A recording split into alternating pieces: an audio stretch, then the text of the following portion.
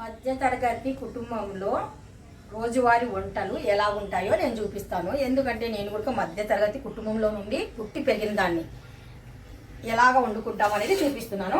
ఒక half an hour ముందు అయితే కనుక రైస్ అయితే కనుక ఇక్కడ కడిగేసి పెట్టాను. హాఫ్ అన్ అవర్ ముందే, ఎందుకంటే కనుక బియ్యం ఎంత చక్కగా నానితే కనుక మనకు రైస్ అనేది కుకింగ్ అయిన తర్వాత చాలా మంది రైస్ కొద్ది గట్టిగా ప్లేట్ దగ్గరకు వచ్చి చూపించు, దూరం వద్దులే. రైస్ ఇలా నానబెట్టేసామనుకోండి, ఒక హాఫ్ అన్ అవర్ మెత్తగా నానిపోతాయి. రైస్ కూడా ఫాస్ట్గా కుక్ అవుతుంది, చాలా ఫాస్ట్గా కుక్ అయిపోతుంది అనమాట. అంటే చాలామంది అందరికి వచ్చి వంటలు పర్ఫెక్ట్గా చేసేది కొంతమంది అటు ఇటుగా చేస్తూ ఉంటారనమాట. అటు వాచేటప్పుడు కొద్దిగా టైట్గా ఉంటుంది రైసు, లేదంటే పూర్తిగా మెత్తగా అయిపోతుంది రైసు, అలా వండుతారనమాట. నేను ఈరోజు చూపిస్తున్నాను చూడండి, ప్లేన్ రైస్. ఇప్పటి వరకు ప్లేన్ రైస్ ఎవరైనా యూట్యూబ్లో చూపించారా లేదా నాకు తెలియదు, కానీ ఇదేమైనా పెద్ద పనే అనుకుంటే కనుక రాని వాళ్ళకి అది గొప్పనే. ఓకేనా? అయితే ఇప్పుడు రైస్ అయితే పెట్టేస్తున్నాను. వాటర్ కూడా మనము ఎక్కువగానే వేయాలి. ఎందుకు వాటర్ ఎక్కువ వేయాలి అంటే, మనం రైస్ బాగా ఉడకాలి, పైనుండి వచ్చేసి మనకు వాచేటప్పుడు గంజి అనేది ఎక్కువగా రావాలన్నమాట. అప్పుడు పొడి పొడి లాగిపోతుంది రైస్, లేదంటే ముద్దలాగా ఉంటుంది. మనము నానబెట్టిన తర్వాత వదిలేసిన తర్వాత స్టవ్ మీద డైరెక్ట్ పెట్టకుండా ఒక్కసారి 2 సార్లు రైస్ని ఇలాగా కలిపేయాలి. లేదంటే మనం మూత మూసేసి ఒకసారి మంట పెట్టేసి వదిలేసామనుకోండి, పైన ఉడుకుతుంది, కింద అడుగున బియ్యంగానే ఉంటుంది. ఒక్కసారి అడ్జస్ట్ చేసి కలిపేసి మళ్ళీ పొంగు వచ్చేటప్పుడు ఒకసారి వచ్చి కలిపితే సరిపోతుంది. కావాలి అనుకున్న వాళ్ళు పూర్వంలో అయితే కనుక ఖచ్చితంగా ఇంత ఉప్పు వేసేవాళ్ళు రైస్లో, అంటే చప్పగా లేకుండా రైస్ కొద్దిగా ఉప్పుగా ఉండాలనేసి అలా చేసుకునేవారు. ఈరోజు నేనైతే ఉప్పు వేయడం లేదు. ఎందుకు వేయడం లేదంటే, ఈ కాలంలో ఇప్పుడు ఉన్న పొజిషన్ బట్టి మనకు ఏమవుతుందంటే కనుక షుగర్లు, బీపీలు ఎక్కువ. బీపీ ఉన్నలు సాల్ట్ ఎంత తగ్గిస్తే అంత బెటరు. నార్మల్గా ఉన్నలు కూడా సాల్ట్ అనేది 1 ఇంచు తక్కువ తింటేనే బెటర్ నాకు తెలిసిన వరకు. రొయ్యలు అయితే ఇంకా మా ఇంట్లో మా పిల్లలకి చాలా చాలా ఇష్టము. ఈ రొయ్యలు అయితే ఇంకా పెద్ద తతంగమే. పైన పొట్టు ఒకటి తీసిస్తారు వాళ్ళు, అంత మించి ఏం తీరు. మళ్ళీ 20-30 రూపీస్ అయితే ఎక్కువగా తీసుకుంటారు. నేను 100 అయితే తీసుకొని వచ్చాను, 100 రూపాయల రొయ్యలు అయితే తీసుకొని వచ్చాను. మా అబ్బాయి ఈరోజు ఆ ఇంటికి వెళ్తే కనుక 2 రోజులు కర్రీ పెట్టుకొని తిన్నా కానీ సరే ఏం పాడవకుండా నీట్గా అయితే కుకింగ్ చేస్తాను. మన మధ్యతరగతి కుటుంబంలో ఉన్న వాళ్ళ కుకింగ్ అయితే ఈరోజు చేయబోతున్నాను. హైలైట్గా అయితే కాదు, నార్మల్గా, తెలుసా. ఇప్పుడు నేనైతే నిన్న ఇందులో మనకు సెంటర్ పార్ట్ అనేది కొద్దిగా దారంలాగా ఉండి ఇందులో కొద్దిగా మట్టి అనేది ఉంటుంది. మీకు ఇక్కడ చిన్నది ఇక్కడ కటింగ్ అయినట్టే కింది మీదకి కనిపిస్తుంటుంది కదా, ఇందులో నుండి మట్టి అనేది ఉంటుంది. ప్రతి దానికి నేను సరదాగా బాగా, అంటే ఏమంటారు, బాగా ఓపిక్గా క్లీన్ అయితే చేసేసాను. ఇప్పుడు ఇవి స్టవ్ మీద అయితే పెట్టేస్తున్నాను. కొద్దిగా సాల్ట్, కొద్దిగా వాటర్ వేసి.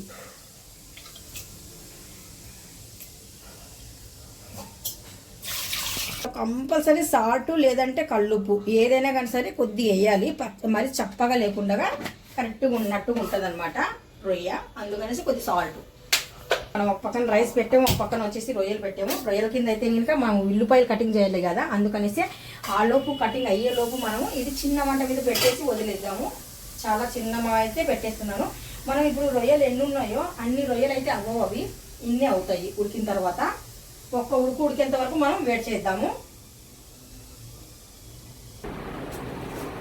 పూర్వంలో ఇలాగే, ఇప్పుడు పిల్లిలు ఉంటే పిల్లిలు, లేకపోతే కుక్కలు ఉంటే కుక్కలు, పెద్దవాళ్ళు ఏమైనా పని చేసుకుంటుంటే ఇలాగే వచ్చేసి అలాగా అలానే కూడా పెట్టేవి. ఇంకా కూడా సేమ్ ఇంకా అలాగే ఉంది చూడండి, అలాగా నీట్గా కూర్చుంది చూడండి. అప్పుడు మనము కత్తి పీట తీసుకొని తరిగేవాళ్ళము, కాయగూరలు ఏవైనా కానీ సరే, చాకు గీకు కాదు. ఇంకోటి ఇప్పుడు నేను కత్తి పీటతోనే కటింగ్ చేస్తున్నాను. మధ్యతరగతి కుటుంబం అన్నాను కదా, అందుకనేసి చూపిస్తున్నాను. దగ్గరికి రాలా.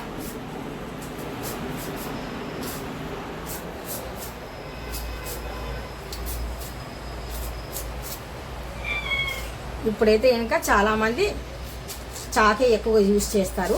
నేను కూడా అప్పుడప్పుడు చేస్తాను అనుకోండి. కాకపోతే ఇంకా మా పూర్వంలో అమ్మ వాళ్ళు, అమ్మమ్మ వాళ్ళు, మా నానమ్మలు ఇలాగే ఇలాగ కత్తిపీట పెట్టుకొని నీట్గా కూర్చొని నిలబడి పని చేసేది తక్కువ, కూర్చొని చేసే పనులే ఎక్కువ. అందుకనేసి ఏవైనా కానీ సరే ఎక్కువగా పేమెంట్ కాదు. అంటే ఏ పని ఎలా చేయాలి, ఇప్పుడు మన ఇన్ని ఉల్లిపాయలు నిలబడి కటింగ్ చేయాలి ఉంటాయి, ఇలా కూర్చొని సరదాగా పని అవుతుంటుంది. మన బాడీ కూడా ఎక్కువ వెయిట్ పడకుండా జాగ్రత్త తీసుకున్నట్టుగా చిన్న చిన్న టిప్స్ కూడా ఫాలో అవుతాయి. ఇంకా మీరు కూడా చాలా బాగుంటుంది. చిన్న చిన్న టిప్స్ నంచిపోతే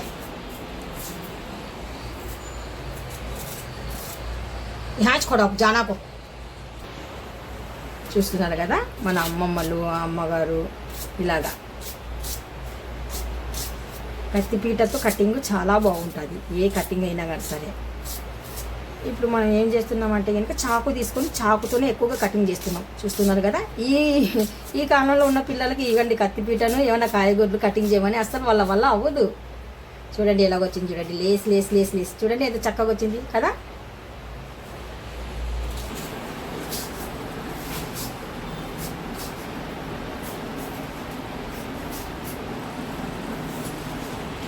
మంది రాని వాళ్ళు ఉంటారు కదా, అలాంటి వాళ్ళకి ఇవి చాలా చాలా ఇంపార్టెంట్ తెలుసా.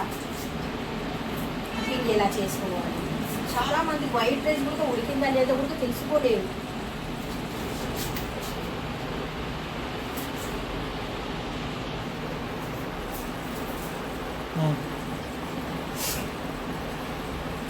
కంట్లో నుండి ఇది కొద్ది ఘాట్ అనేది ఇందులో మనకు కటింగ్ చేసేటప్పుడు కళ్ళు మంట వచ్చేస్తాయి కదా. అప్పుడు మనం పూర్వంలో ఏం చేసేటోళ్ళం తెలుసా, ఉల్లిపాయ తక్కువ ఉంది కదా, ఉల్లిపాయ తొక్క అందుకోమో ఒకసారి.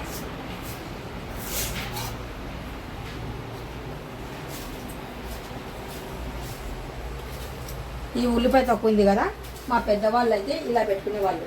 నిజంగా మరి అది ఎంత నిజమో ఎంత అబద్ధమో నాకైతే తెలియదు, మీలో ఎంతమంది తెలుసో కామెంట్ రూపంలో చెప్పండి. ఇలాగ పెట్టుకొని కటింగ్ చేస్తే ఇంకా వాటర్ రాదు అని చెప్తారు. అది నిజమో అబద్ధమో నాకు తెలియదు. నిజంగా ఇలా చేసేవాళ్ళం అనేది నేను చెప్తున్నాను. ఇప్పుడు వాళ్ళకి తెలియదు కదా, ఇది తెలుసుకుంటారు చిన్న టిప్స్.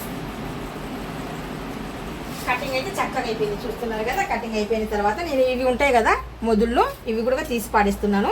ఇంకా మనం కటింగ్ చేసిన ఉల్లిపాయ ముక్కలు ఇలాగ ఉన్నాయి, చూస్తున్నారు కదా. చాకులాగానే మనం సన్నగా ఎంత నైస్గా కటింగ్ చేసామో చూడండి, ఎంత సన్నగా వచ్చిందో ఇలాగా.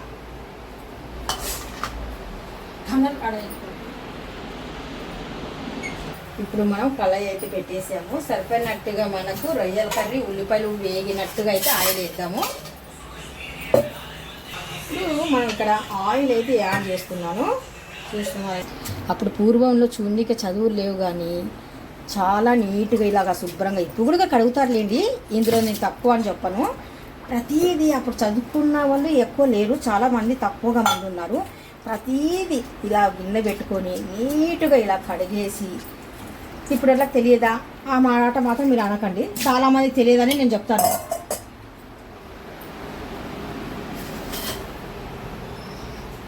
మనకు నూనె బాగా పర్ఫెక్ట్గా వేగినట్టుగా అయితే ఇంకా చిన్న చిన్న బొబ్బల్స్ అన్నీ వెళ్ళిపోయి ప్లేన్గా నూనె ఉంటుంది అనమాట.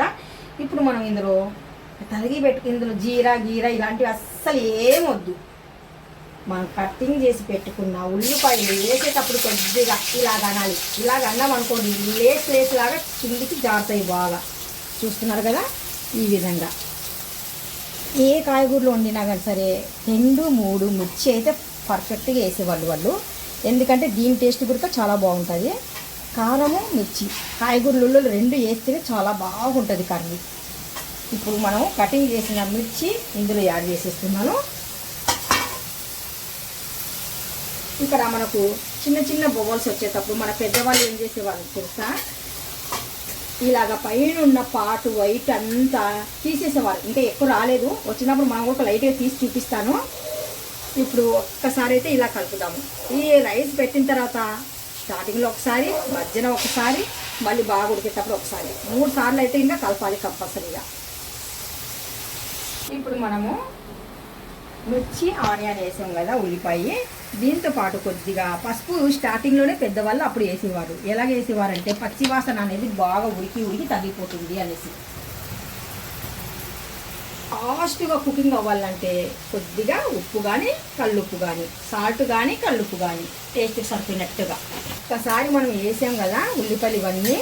ఇప్పుడు కారం పసుపు సాల్ట్ బాగా కలవాలి అంటే బాగా ఇలాగ అడుగు నుండి అయితే ఇంకా వీటిని బాగా కలిపేయాలి. ఆ విధంగా కలిపితే పచ్చి వాసన పోయి మనకు పసుపు చాలా బాగుంటుంది, అన్ని ముక్కల కూడా బాగా తగిలి ఉంటుంది అన్నమాట. చూస్తున్నారు కదా, ఈ విధంగా మనకు ఉల్లిపాయ ఈ విధంగా ఉన్నప్పుడు చిన్నగా లైట్గా మగ్గినప్పుడు మనం ఏం చేయాలంటే, ఇప్పుడు మనం తీసి పెట్టుకున్నాం కదా ఆల్రెడీగా రొయ్యలు, ఈ రొయ్యలు చూడండి నేను చూపించినప్పుడు ఎన్ని ఉన్నాయి, ఇప్పుడు ఎన్ని ఉన్నాయి మీరే గమనించండి. ఇలాగా రౌండ్ అఫ్గా అయిపోతాయి రొయ్యలు. చూస్తున్నారు కదా, మనం బాయిల్ ఒక్క ఉడుకు చాలు. ఇవి ఎక్కువగా అయితే అవసరం లేదు, ఒకే ఒక ఉడుకు. ఇప్పుడు ఇందులో మనకు వాటర్ లేకుండా డ్రైగా రొయ్యలు అయితే తీయాలి. తీసిన తర్వాత ఇలాగ రొయ్యలు కూడా మనం ఇందులో యాడ్ చేయాలి. రొయ్యలు వేసిన తర్వాత మళ్ళీ ఒక్కసారి బాగా కలిపేద్దాం. ఉల్లిపాయ ఎక్కువ ఉండి రొయ్యలు అక్కడక్కడ తగులుతూనే దీని మజా వేరు. ఇంట్లో ఎక్కువగా అంటే ఇంకా గరం మసాలా అంటే ఇంకా ఏమేసేవారంటే ధనియాల పౌడరు, కొద్దిగా లవంగం ముక్క, కొద్దిగా దాల్చిన చెక్క, ఈ 3 దప్పనిచ్చేసి ఇంకా 10 రకాలవి అయితే వాళ్ళు వాడే వాళ్ళు అయితే కాదు.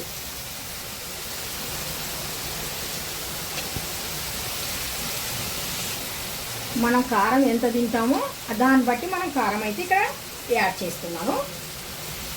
చివర్లో అల్లం వెల్లుల్లి పేస్టు మనం అప్పటికప్పుడు ముద్ద నూరి అప్పుడు పెద్దవాళ్ళు అయితే ఇలాగ యాడ్ చేసేవాళ్ళు.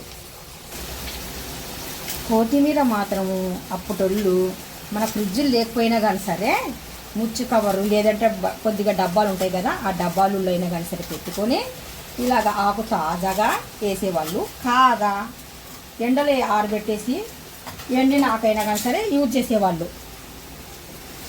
ఇప్పుడు మనకు ప్రస్తుతానికి ఎక్కడ చూసినా మార్కెట్లు ఎక్కువ అయిపోయినాయి కదా, ఫ్రెష్గా ఎక్కువగా దొరుకుతున్నాయి. అప్పుడు పూర్వంలో అయితే ఇంకా ఫ్రెష్గా అంటే వారానికి ఒకసారి సంతకి వెళ్ళేసి వారానికి ఒకసారి సంత చేసుకొని వస్తే మళ్ళీ వారం వరకు వాళ్ళు వెళ్ళేవారు కాదు.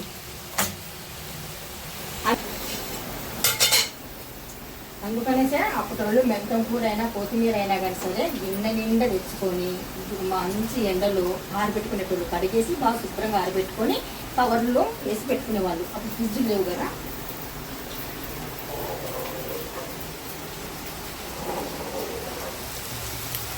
ఇప్పుడు మనకు అప్పటికి ఇప్పటికి తేడా చూడండి. రైస్ కొద్దిగా పలక అనేది ఈడుతుంది, అంటే ఉడకడం స్టార్ట్ అవుతుంది.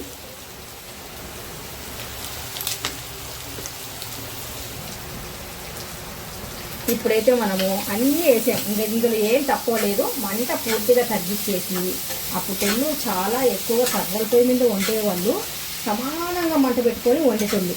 అందుకనికే వాళ్ళ కర్రీస్ అయినా పప్పులైనా చాలా అంటే చాలా వెళ్ళి చాలా టేస్టీగా ఉండేటివి. చూస్తున్నారు కదా, ఇప్పుడు మనకు దారల్లాగా రైస్లాగా ఎంత బాగుందో. చక్కగా ఉల్లిపాయ తింటుంటే అంత టేస్ట్ ఉంటుందండి, చాలా అంటే చాలా టేస్ట్ ఉంటుంది.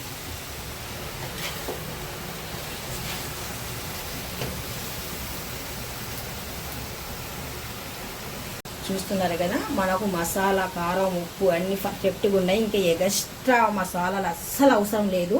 ఒక్కసారి మీరు ఇది ట్రై చేశారనుకోండి మళ్ళీ మళ్ళీ మళ్ళీ మళ్ళీ వండుకొని తింటారు ఇలాగే. ఇంకా ఇక్కడ మనము రైస్ కూడా చూసేద్దాము. రైస్ బాగా ఉడకడం స్టార్ట్ అయిపోయింది. ఇంకొక ఉడికితే చాలు మనకు. పుట్టొళ్ళు పల్చగా ఉన్న కళాయిలు కాకుండా మట్టివి ఎక్కువగా యూజ్ చేసేవాళ్ళు, మట్టి పాత్రలే. దాన్ని బట్టి మనకు కర్రీస్ కూడా చాలా టేస్టీగా వచ్చేటివి. నూనె కూడా మరి ఎక్కువగా వేసేవాళ్ళు కాదు, చాలా జాగ్రత్తగా చూసుకొని మరి వేసేవాళ్ళు.